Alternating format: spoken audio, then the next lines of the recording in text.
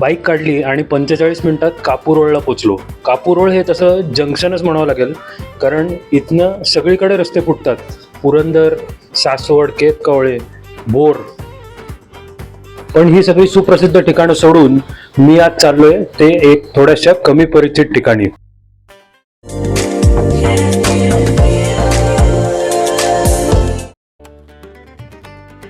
कापूरोळ नंतर किकवी गावाच्या फाट्यावरनं आत गेल्यावर सुरू झाला तो एक अरुंद रस्ता.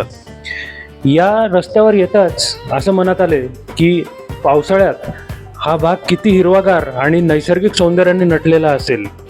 पण या रस्त्याची सर्वात जमेची बाजू म्हणजे समोर आपल्याला कायम दिसत राहणारा पुरंदर किल्ला.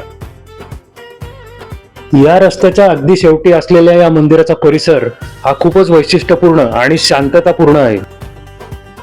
4 व्हीलर पार्किंग इथे अरुंद रस्त्यामुळे थोडेसे अवघड आहे, पण 2 व्हीलर मात्र रस्त्याच्या कडेला आरामात लावता येते.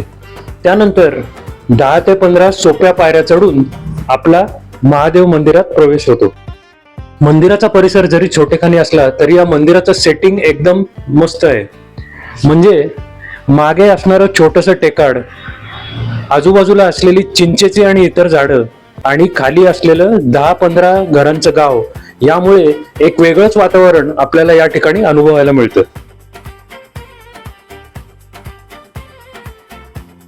मंदिरात प्रवेश करण्याआधी लक्ष वेधून घेतात ते जिन्याच्या दोन्ही बाजूला असलेल्या विरगळी आणि इतर पुरातन अवशेष.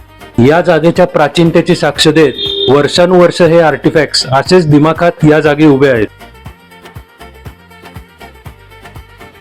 नंतरच्या काळात बांधलेल्या टुमदार अशा नंदी मंडपात हे नंदी महाराज दिमाखात बसलेले आढळले. ओरिजिनल मंदिर हे गुहेत असले तरी आता त्याच्यासमोर एक छोटासा सभामंडप बांधण्यात आलेला आहे. सभागृह आणि गुहा यांच्यामध्ये जो उंबरठा आहे तो अतिशय देखणा आणि कोरीव काम केलेला असा आहे. आता वेळ होती ती या पुरातन गुहेत जायची आणि या पंचलिंगी महादेवाचे दर्शन घ्यायचे. ही गुहा फार तर 15-20 मीटर लांब असेल आणि याच्या एकदम मध्यभागी या पंचलिंगी शिवपिंडाची स्थापना करण्यात आलेली आहे. गुहेत आता खाली फरशा लावलेल्या आहेत आणि अख्ख्या परिसराची खूपच छान काळजी इथे घेण्यात येते. इथले शिवलिंग एकदम वेगळे आहेत. त्याला चोहोबाजूनी अशी मुखशिल्प आहेत. पण नंतर कळलं की हे नंतर प्रस्थापित केलेलं शिवलिंग आहे. या मंदिरातले मूळ शिवलिंग हे आता मंदिरातच मागच्या बाजूला ठेवलेले आहे.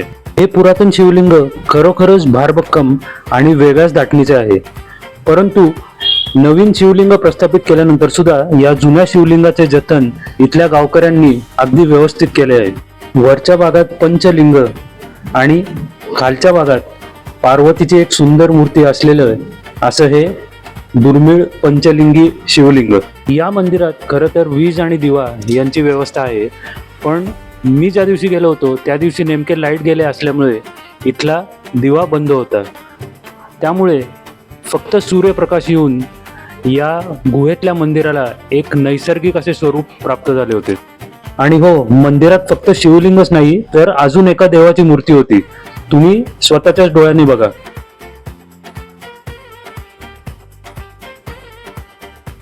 गावातली लोक इथे नित्य नियमाने पूजा करत असल्यामुळे ही जागा अतिशय स्वच्छ आहे. तसेच गावकऱ्यांच्या या नित्यनियमाच्या पूजेमुळे या जागेचे पावित्र्य आणि वैशिष्ट्य हे दोन्ही अबाधित राखले गेले आहे. पावसाळ्यामध्ये हा भाग अतिशय हिरवागार असतो आणि श्रावण महिन्यात बरेचसे लोक या ठिकाणी दर्शन घ्यायला येतात. या जागेबद्दल स्थानिक लोकांकडनं वेगवेगळ्या आख्यायिका ऐकायला मिळतात. काहींच्या मते हे मंदिर पांडवकालीन असून ही पांडवांच्या निवासाची जागा होती, तर काही लोक असं म्हणतात की शिवाजी महाराजांच्या काळात त्यांच्या गुप्तहेर खात्यातल्या लोकांची भेटण्याची ही गुप्त जागा आहे. गुहेतली ती अचाट शांतता अनुभवत 10-15 मिनिटं तिथेच बसलो आणि मग मंदिराच्या बाहेर पडलो. गुहेच्या डाव्या बाजूला काही पायऱ्या आहेत आणि याच्यावर एक 10 ते 15 पावलांची पायवाट आपल्याला या टेकाडाच्या अगदी टॉपला नेऊन सोडते. टॉपवरून चारी बाजूंनी फार मोठा विस्तीर्ण असा प्रदेश आपल्या नजरेसमोर येतो. म्हणजे ही एक चांगली टेहळणीची जागा किंवा टेहळणीची चौकी नक्की ठरेल, यात काही शंका नाही. या जागेच्या एका बाजूला पुरंदर किल्ला आहे, तर दुसऱ्या बाजूला स्वराज्य काळी महत्वाचं असलेलं शिरवळचं ठाणं. खरंच ही जागा महाराजांच्या गुप्तहेर खात्याच्या भेटण्याची जागा असेल. अजून एक महत्वाचा पॉइंट म्हणजे ही गुहा टेकाडावर थोडीशी खाली असल्यामुळे इतर 3 बाजूनी ही गुहा कुठनंही दिसणं शक्यच नाही. ह्या सर्व बाबींचा विचार करतच एकदा शेवटचे महादेवाचे दर्शन घेऊन खाली उतरलो आणि मोर्चा वळवला तो इथे सुरुवातीलाच असलेल्या हनुमान मंदिराकडे.